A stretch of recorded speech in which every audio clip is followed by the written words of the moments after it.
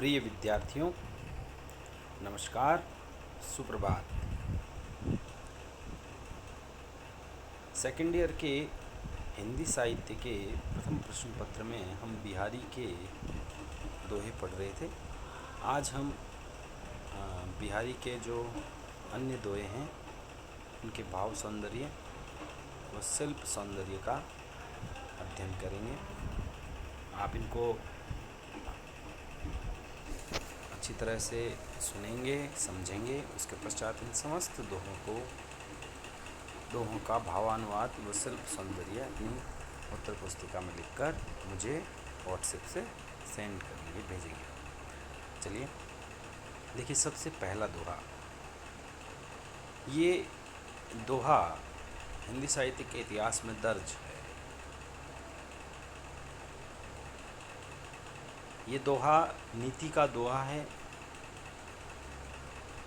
ये दोहा बिहारी दास जी द्वारा तब लिखा गया जब जयपुर के मिर्ज़ा राजा जयसिंह से वे मिलने उनके दरबार में पहुँचे और दरबारियों ने यह कहकर बिहारी को मना कर दिया कि मिर्ज़ा राजा जयसिंह आपसे नहीं मिल सकते, क्योंकि वे उनकी नई शादी हुई है और वे अपनी नवोढ़ा के साथ रनवास में हैं। तब बिहारी दास जी ने यह दोहा लिखकर मिर्ज़ा राजा जयसिंह को भिजवाया और इस दोहे को पढ़कर मिर्ज़ा राजा जयसिंह पुनः राजकार्य में प्रवृत्त हो गए, जनता के सुख दुख में शरीक होने लगे और उन्होंने बिहारी दास जी को ऐसे प्रत्येक दोहे पर सोने की अशरफी देने की घोषणा की और काली पहाड़ी की जागीर दी। और इसके पश्चात बिहारी दास जी ने ऐसे अनेक रत्न जैसे दोहों को लिखकर हिंदी साहित्य की कालजयी रचना बिहारी सतसई की रचना की। तो इस दोहे को मैं पढ़ रहा हूँ। नहीं पराग नहीं मधुर मधु, नहीं विकास इहि काल, अली कली ही सौ बंध्यो, आगे कौन हवाल। यह दोहा बिहारी दास जी ने प्रतीकों के प्रयोग को करते हुए लिखा है। इसमें प्रतीकों के माध्यम से मिर्ज़ा राजा जयसिंह को राजकार्य में प्रवृत्त होने को कहा गया है। अन्योक्ति अलंकार का प्रयोग है। देखिए, जहाँ अप्रस्तुत के माध्यम से प्रस्तुत बात कही जाए, बिहारी दास जी ने इस दोहे में भंवरे और कली के माध्यम से मिर्ज़ा राजा जयसिंह और उनकी नवोढ़ा पत्नी को प्रतीक देते हुए उन्हें समझाया। उन्होंने कहा, इनका हम सबसे पहले प्रतीकों के माध्यम से इसका अर्थ समझते हैं। नहीं परागु नहीं मधुर मधु, नहीं विकास इहि काल, अली कली ही सौ बंध्यो, आगे कौन हवाल। अली यानी भंवरा, कि हे भंवरे, कली ही सौ बंध्यो, तू कली के आकर्षण में बिंधा हुआ है, कली के चारों तरफ घूम रहा है। इस कली में न तो अभी तक पराग आया है, न ही मीठा मधु शहद है, नहीं विकास इहि काल, और इस कली का अभी तक विकास भी इस समय तक नहीं हुआ है। तो अभी तेरी ये हालत है, जब ये फूल बन जाएगा, आगे कौन हवाल, आगे तुम्हारा क्या हाल होगा, तुम्हारी कौन रक्षा करेगा। हवाल का अर्थ हाल है, दशा है। अब इसका प्रतीकों के माध्यम से देखें तो यहाँ अली जो है वो जयपुर के राजा राजा जयसिंह का प्रतीक है, और कली जो है वो नवोढ़ा रानी है। मिर्ज़ा राजा जयसिंह को कहते हैं, उन्होंने कहा कि हे मिर्ज़ा राजा जयसिंह, तू तेरी कली के समान जो पत्नी हैं, जो अभी पूर्ण यौवना नहीं है, उसके प्रेम में इतना बंधा हुआ है, इतने आकर्षण में डूबा हुआ है। जब थोड़े समय पश्चात इसका यौवन पूर्ण हो जाएगा, ये अत्यंत युवा और सुंदर हो जाएगी, तब तेरा क्या हाल होगा। ये नैतिक दोहा पढ़कर, नीति का दोहा पढ़कर मिर्ज़ा राजा जयसिंह दरबार के कार्यों में वापस संलग्न हो गए। और उन्होंने बिहारी को काली पहाड़ी की जागीर और ऐसे दोहे की रचना पर सोने की अशरफी देने का वादा किया। तो ये जो दोहा है इसमें ब्रज भाषा का प्रयोग है, प्रतीकों का प्रयोग है, अप्रस्तुत के माध्यम से प्रस्तुत बात कही गई है, इसलिए अन्योक्ति अलंकार है। अन्योक्ति अलंकार को अप्रस्तुत प्रशंसा के नाम से जाना जाता है। इसके अतिरिक्त आर्थी व्यंजना है, व्यंजना शब्द शक्ति है, व्यंजना में भी आर्थी व्यंजना है। अगला जो दोहा है, मंगल बिंदु सुरंग मुख शशि केसरी आड गुरु, एक नारी लही संगु रसमय किए लोचन जगत। मंगल बिंदु सुरंग मुख शशि केसरी आड गुरु, एक नारी लही संगु रसमय किए लोचन जगत। देखिए यहाँ कुछ शब्दों के अर्थ पढ़ लेते हैं। मतलब ये जो दोहा है, इस दोहे में बिहारी का ज्योतिष ज्ञान प्रकट होता है। बिहारी बहुज्ञ थे, उनको विभिन्न विषयों का ज्ञान था और यहाँ इन्होंने ज्योतिष के माध्यम से एक नारी के रूप सौंदर्य का चित्रण किया है और साथ ही उस स्थिति का वर्णन किया है जिस स्थिति में नक्षत्रों के कारण संसार में अच्छा जमाना होता है, अच्छी बारिश होती है। सुरंग का अर्थ है सुंदर रंग, आड़ का अर्थ है तिरछा, आड़ा तिलक। नारी जो शब्द है यहाँ श्लिष्ट है, नारी का अर्थ स्त्री है और नारी का अर्थ यहाँ पर नाड़ी है। ये 7 प्रकार की नाड़ियों में से एक नाड़ी मानी जाती है। मंगल बिंदु सुरंग मुख शशि केसरी आड गुरु। मंगल जो है मंगल ग्रह है। मंगल चंद्रमा, शशि यानी चंद्रमा और गुरु यानी बृहस्पति। ये तीनों ग्रह की जब एक ऐसी स्थिति हो कि वह एक ही नाड़ी पर हो, चंद्रमा, मंगल और बृहस्पति, तो ऐसा माना जाता है इस प्रकार की स्थिति बहुत अच्छी मानी गई है। और इस प्रकार की स्थिति में संसार में रसमय किए लोचन जगत की, संसार जो है उसमें अच्छी बरसात होती है। अब इसका नारी परक सौंदर्य परक अर्थ ये है कि नारी के सिर पर, ललाट पर, भाल पर जो लाल बिंदी है, मंगल बिंदु सुरंग, ये लाल बिंदी मंगल ग्रह का प्रतीक है। नारी का मुख जो है चांद रूपी है और उसके ललाट पर जो तिरछा पीला रंग का केसर का तिलक है, ये बृहस्पति है।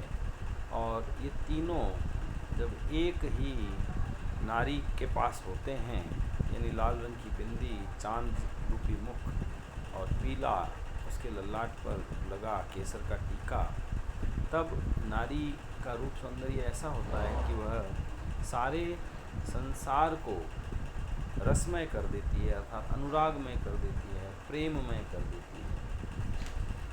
तो ये बिहारी का यह ज्योतिष ज्ञान का प्रदर्शन है। यहाँ नारी श्लिष्ट है, रस का अर्थ भी श्लिष्ट है, रस का अर्थ जल भी है, रस का अर्थ प्रेम भी है। तो जहाँ एक शब्द के अनेक अर्थ हों वहाँ श्लेष अलंकार होता है। यहाँ शब्दालंकार श्लेष है एवं शाब्दी व्यंजना है।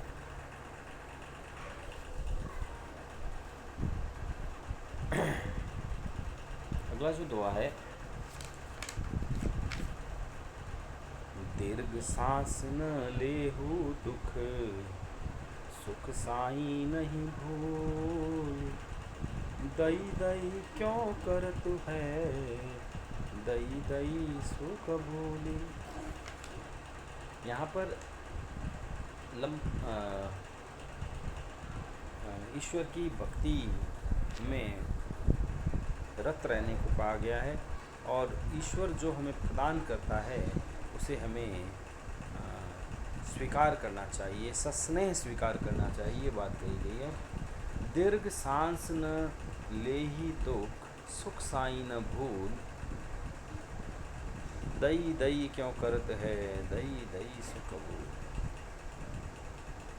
दीर्घ सांस न लेहू दुख, दुख यानी विपत्ति। देखिए, विपत्ति, संकट या दुख के समय हमें दीर्घ सांस, लंबी लंबी सांसें नहीं लेनी चाहिए। सुख साई नहीं भूल, साई यानी ईश्वर। सुख के समय हमें ईश्वर को, परमात्मा को नहीं भूलना चाहिए, स्वामी को नहीं भूलना चाहिए, क्योंकि दुख के समय तो हम लंबी लंबी सांसें लेकर ईश्वर को याद करते हैं, और सुख के समय हम अपने गुरु, स्वामी जो है ईश्वर को हम भूल जाते हैं। दई दई क्यों करतू है, दई दई सुख भूल। दई दई, देखिए यमक अलंकार है खूबसूरत। दई दई शब्द का 2 बार प्रयोग है। दई दई का अर्थ है दे दे, यानी तू जो है दे दे क्यों करता है, अर्थात तू मांगता ही क्यों रहता है। दई दई सुख भूली, दई दई का मतलब है ईश्वर। दई का अर्थ, एक दई का अर्थ ईश्वर है और एक दई का अर्थ देना है। ईश्वर ने जो दिया है उसको तू सस्ने कबूल कर। उसके पश्चात जो अगला दुआ है ये बहुत ही खूबसूरत दुआ है, जिसमें बिहारी ने अतिशयोक्ति अलंकार के माध्यम से किसी सुंदर स्त्री के रूप सौंदर्य की व्यंजना की है और बढ़ चढ़कर वर्णन किया है। लिखते हैं, पत्राही तिथि पाइए, वा घर के चहु पास, नित्य प्रति पुण्यो रहे, आनन ओप उजास। पत्रा यानी पंचांग, जिसमें हम तिथियां देखा करते हैं। पत्रा ही तिथि पाइए, वाह घर के चौपास। वाह यानी उसके, यानी नायिका के, जो इतनी सुंदर है कि उसके घर के पास चारों तरफ कहीं चले जाओ, आपको तिथि का पता पत्रा से चलता है, यानी पंचांग से चलता है। आप बता नहीं सकते कि आज अमावस है क्या, यानी अमावस का भी पता नहीं चलता। काली अंधकार वाली रात हो और हम कह दें कि भाई आज काली अंधकार की रात है और आज अमावस है, ये हम कह नहीं सकते उस सुंदर स्त्री के घर के चारों तरफ। क्यों? वो कहते हैं नित्य प्रति पुण्यो ही रहे, आनन ओपुजास। आनंद का मतलब मुख। ओप शब्द का अर्थ है चमक, कि उसके मुख की जो आभा है, मुख की जो ओप है, चमक है, वो इतनी अधिक है, उससे इतना अधिक उजास, उजाला चारों तरफ है कि हमेशा वहाँ उसके घर के आसपास पूर्णिमा ही रहती है। चारों तरफ पूर्णिमा के कारण चांद जैसा प्रकाश रहता है, उसके कारण हमें तिथि का पता ही नहीं चलता। तो ये अतिशयोक्ति है अलंकार, यहाँ पर बढ़ चढ़कर वर्णन है। अगला जो दुआ है,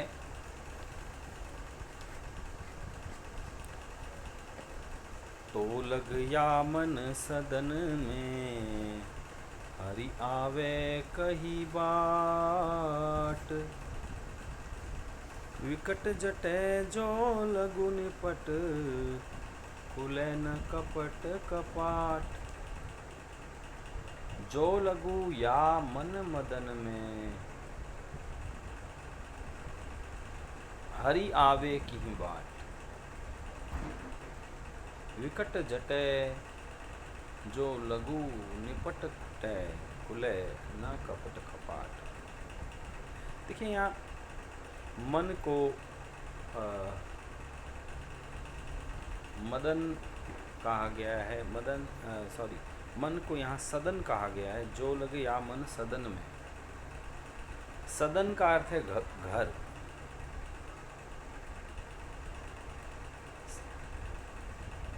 यानी मन रूपी घर, मन पर घर का आरोप है, रूपक अलंकार है। हरि आवे कही बाट, हरि हरि यानी ईश्वर परमात्मा किस बाट यानी किस रास्ते से आए। तो लग या मन सदन में, हरि आवे की ही बाट, विकट जटै जो लघु निपट, खुले न कपट कपाट। कपट, मन के अंदर जो कपट है उसको कपाट कहा गया है। कपाट यानी दरवाजा। तो लग या मन सदन में, हरि आवे की ही बाट, कि तुम्हारे इस मन रूपी घर में हरि किस रास्ते से आए। हरि को रास्ता नहीं मिल रहा है। विकट जटै जो लघु निपट, खुले न कपट कपाट, क्योंकि जब तक इस विकट यानी अत्यंत, विकट का अर्थ है दृढ़, और निपट यानी अत्यंत, बिल्कुल दृढ़, जो ये तुम्हारा कपट रूपी कपाट है, हृदय में तुम्हारे कपट भरा हुआ है, कपट रूपी दरवाज़ा जब तक नहीं खुल जाता तो हरि तुम्हारे हृदय में कैसे प्रवेश करेंगे। अर्थात ईश्वर को, परमात्मा को हृदय में बसाने के लिए हमें अपने मन के कपट का त्याग करना पड़ेगा। और एक और बात यहाँ पर, यदि हम शिल्प सौंदर्य की बात देखें तो मन को घर का आरोप किया गया है मन पर, और मन में जो कपट है उस पर दरवाजे का आरोप किया गया है। तो यहाँ पर देखा जाए तो एक रूपक का कारण दूसरा रूपक है।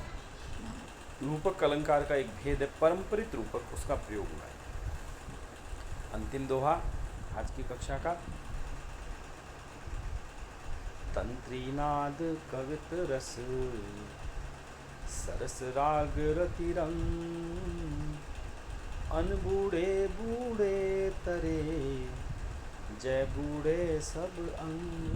ठीक है, ये जो दोहा है, ये दोहा नीति का दोहा है। इसमें बिहारी दास जी ने नीति या नैतिक उपदेश, नैतिकता की शिक्षा हमें दी है। यहाँ उन्होंने कहा है कि 4 प्रकार का जो ज्ञान है वो तब तक हमें प्राप्त नहीं होता जब तक हम उन शास्त्रों का गहराई से, तन्मयता से, दिल से अध्ययन न करें। तंत्री नाद, तंत्री का अर्थ है तार से बने हुए, नाद यानी वाद्य यंत्र। तंत्री नाद का अर्थ है वाद्य यंत्र। कवित रस, कवित यानी साहित्य का आनंद, रस। सरस राग, सरस अत्यंत रसयुक्त, मीठी, राग यानी संगीत, मीठा संगीत। रति रंग, रति यानी प्रेम, प्रेम का रंग, प्रेम का आनंद। यानी वाद्य यंत्रों का ज्ञान, साहित्य का आनंद, संगीत का आनंद, और रति यानी काम, काम शास्त्र का आनंद व्यक्ति को तब तक प्राप्त नहीं होता जब तक वो उसमें डूब न जाए। अनबूढ़े बूढ़े, अनबूढ़े यानी जो डूबते नहीं हैं, बूढ़े वो डूब जाते हैं। तरे जय बूढ़े सब अंग, और जो अपने शरीर के समस्त अंगों को डालकर डुबो देते हैं वो तर जाते हैं, वो इस प्रकार के ज्ञान में सिद्धहस्त हो जाते हैं। दूसरी पंक्ति देखें, अनबूढ़े बूढ़े जो नहीं डूबते वो डूब जाते हैं। यहाँ पर विरोधाभास है, और जो डूबते हैं वो तर जाते हैं। इनमें विरोध का आभास हो रहा है हमें कि ये विरोधाभासी शब्दों का प्रयोग बिहारी ने किया है। जब हम किसी वाक्य में विरोधाभासी शब्द देखें और विरोध का आभास हो, और जब हम उसका अर्थ करें तो विरोध समाप्त हो जाए, विरोध का परिहार हो जाए, तो वहाँ विरोधाभास अलंकार होता है। दूसरी पंक्ति में विरोधाभास अलंकार है, नहीं डूबने वाले डूब जाते हैं, अर्थात जो हृदय से नहीं सीखते वो इन 4 प्रकार के शास्त्रों के ज्ञान में असफल रह जाते हैं। और जो बूढ़े, जो डूबते हैं, यानी जो हृदय से, तन्मयता से, दिल लगाकर सीखते हैं, वे सब तर जाते हैं, अर्थात सिद्धहस्त हो जाते हैं। तो ये जो हमने दोहे पढ़े हैं, आप इन सब दोहों का भाव सौंदर्य और शिल्प सौंदर्य अपनी उत्तर पुस्तिका में लिखकर मुझे भिजवाएं। धन्यवाद। जय हिंद, जय भारत।